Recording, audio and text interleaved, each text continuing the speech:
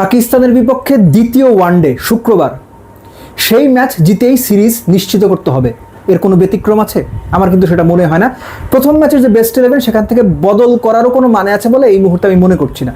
বাংলাদেশ যে ডমিনেটিং পারফরমেন্সটা দেখিয়েছে, যেভাবে নাহিদ রানা, যেভাবে তানজিদ তামিম খেলেছেন, পারফর্ম করেছেন, পাকিস্তানকে তাদের বাংলাদেশের এগেনস্টে সবচেয়ে কম রানে অল আউট করে দিয়ে বাংলাদেশ এমন কিছুই করেছে যে আসলে বাংলাদেশের দুর্বলতা কোথায় এটা এখন বলতে গেলেও না কয়েকবার চিন্তা করতে হবে, কিন্তু দুর্বলতা রয়েছে। যেমন আমি খুব সিম্পলি একটা কথা বলি, তানজিদ তামিম একটা ক্যাচ মিস করেছিল, আমরা সেটা মেমালেও ভুলে গেছি। এই ক্যাচগুলো বিভিন্ন সময় বাংলাদেশকে ভুগিয়েছে। পাকিস্তানে যে 114 করেছে বলে এগুলো আমরা ভুলে গেছি, কিন্তু ভুলই। পাকিস্তান যদি শুধু 14 রানে অল আউট হইতো তাও এটা ভুল। ব্যাটিং, আমি বারবার একটা কথা বলেছি যে বাংলাদেশ সবশেষ 9 ওয়ানডেতে মাত্র 2 বার 50 ওভার ব্যাট করতে পারছে। এটা কোনোভাবেই ভালো সাইন না।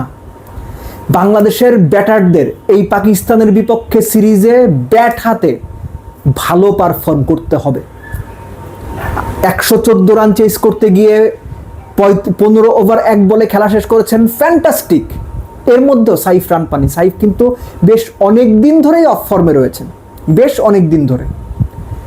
তানজিদ তামিম দুর্দান্ত ইনিংস খেলেছেন, কিন্তু একটা কথা প্রায়ই ঘুরে ফিরে বলা হয় যে তানজিদ তামিম চেস করার সময় যদি টার্গেটটা ছোট হয় তিনি রীতিমতো বিধ্বংসী হয়ে যান, কিন্তু বড় টার্গেটের এগেনস্টে খেলতে নামলে তানজিদ তামিম সাদা বলের ক্রিকেটে বেশিরভাগ সময় ফ্লপ করেন।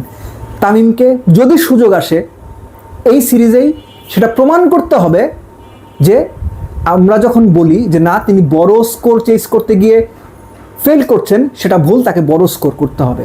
নাজমুল হোসেন শান্ত 35 বলে 33 বলে 27 করে আউট হওয়া যাবে না শান্ত।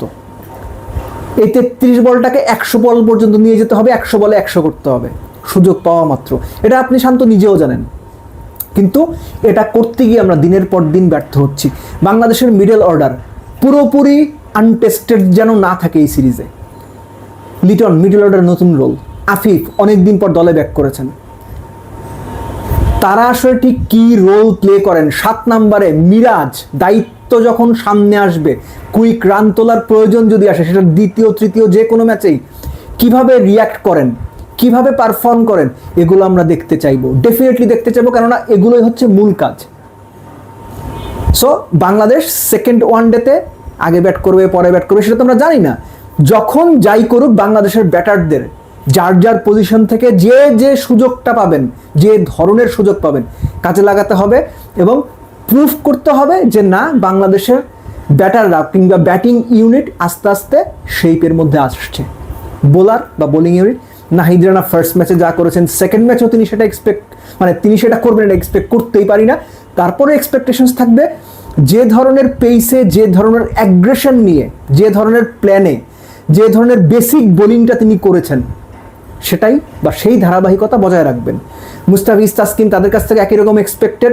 মিরাজকে বলবো সুযোগ যদি থাকে অন্যদের একটু বোলিং টলিং করানোর চেষ্টা করেন, সুযোগ বুঝে শুধু নিজে 10 ওভার করে যান না, কেননা রিশাদকে দরকার হবে। রিশাদ আপনার উইকেট টেকার বোলার।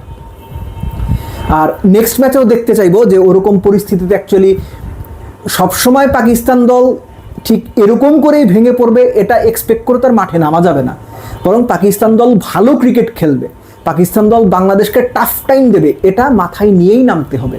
সো ওই সময় কেউ একজন হয়তো এক্সপেন্সিভ হয়ে যাবেন, হতে পারে নাহিদ রানা নেক্সট ম্যাচে এক্সপেন্সিভ হয়ে গেছেন, তখন তিনি কিভাবে কামব্যাক করেন, কিভাবে প্ল্যান এ থেকে বি, বি থেকে সি বা অন্য কোনোভাবে এক্সিকিউট করেন, এই ব্যাপারগুলো দেখতে চাইবো। But above everything bottom line হচ্ছে দ্বিতীয় ম্যাচ জিতে সিরিজ নিশ্চিত করতে হবে, এবং দ্বিতীয় ম্যাচ জিতে সিরিজ নিশ্চিত করা গেলে পাকিস্তানকে বাংলাদেশের মাটিতে ওয়ানডেতে হোয়াইট ওয়াশ করাটা খুব কঠিন কোনো কাজ হবার কথা না।